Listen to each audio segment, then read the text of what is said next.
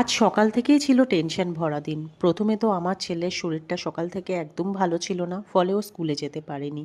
কিন্তু আমাদের হুট করে মনে পড়লো যে ওর তো আজ এসওএফ অলিম্পিয়ার মানে সায়েন্স অলিম্পিয়ারে এক্সাম আছে। হ্যাঁ, ওটা দেওয়া বাধ্যতামূলক না, কিন্তু ও প্রতি বছরই দেয়। তো এই বছরও ও দেবে। খুব কান্নাকাটি করছে। যখনই ওর শরীরটা একটু ভালো লাগলো আমাকে বললো, মা তুমি প্লিজ প্রিন্সিপাল স্যারের সাথে কথা বলো, আমাকে একটু অ্যালাউ করতে, পরীক্ষা দেওয়া হয়ে গেলে তুমি আমায় নিয়ে এসো। তো আমি যথারীতি সেটাই বলেছি। আর স্কুল এতটাই ভালো, স্টাফেরা ভালো, ম্যামরা ভালো, স্যাররা ভালো, আর প্রিন্সিপাল তো খুবই ভালো। তো তারা আমাকে এতটাই সমর্থন করেছে, বলেছে ঠিক আছে ও এক্সাম দিয়ে নিক, নিয়ে আপনি নিয়ে চলে যাবেন। তো তার জন্যই আমি বসেছিলাম। আর ঘরের তো সব কাজ পেন্ডিং ছিল। আর আমার শুধু মনে হচ্ছিল আমি কখন ওকে নিয়ে বাড়ি যাব আর কাজকর্ম করব। আর আজকে তো বৃহস্পতিবার, কাজের তো প্রচুর চাপ থাকে।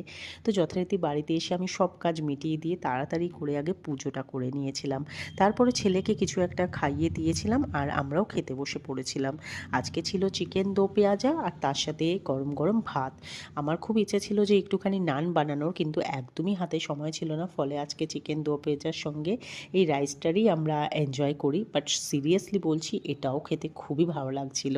তারপরে ঘুমিয়ে পড়েছিলাম, কারণ সকাল থেকে এতটা টেনশন ছিল কি কী বলবো। উঠে একটুখানি গরম গরম কফি বানিয়ে খাচ্ছিলাম। আর কফি এই শীতে খেতে হেভি লাগে।